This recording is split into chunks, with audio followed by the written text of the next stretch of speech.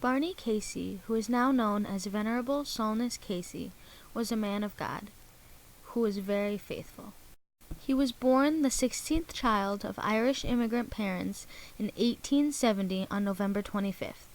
He grew up on a farm in Oak Grove, Wisconsin, with 10 brothers and 6 sisters. His parents were Catholic, so he was raised Catholic. When he was 8 years old, diphtheria went around, and his family was affected. His voice was damaged by this disease, and 2 of his siblings died from it.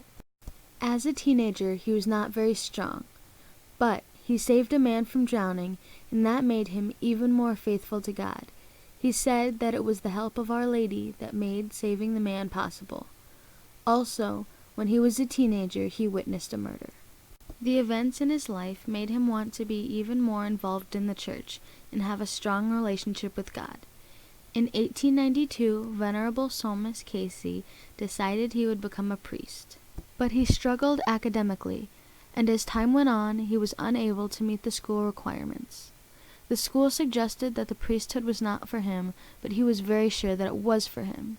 He really wanted to spread the faith and become closer to God. Even though he was advised not to pursue the priesthood, he went on to receive ornando simplex from the chaplain affairs, which means he could say Mass, but he could not do any public preaching or hear confessions. Venerable Solness Casey ministered to the people, and often had a long line of people waiting to talk to him. It was said that he performed miracles through the power of the Holy Spirit and prayer.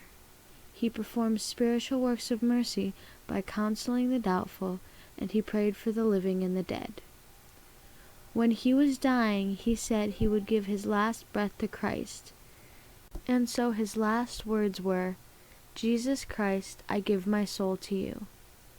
After his death in 1958, a letter was found from Rome, stating that he was being granted the rights of an official priest, and that he could preach and hear confessions.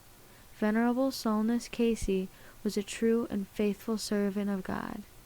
We must be faithful to the present moment, or we will frustrate the plan of God for our lives, which showed that he was devoted to following the path God chose for him.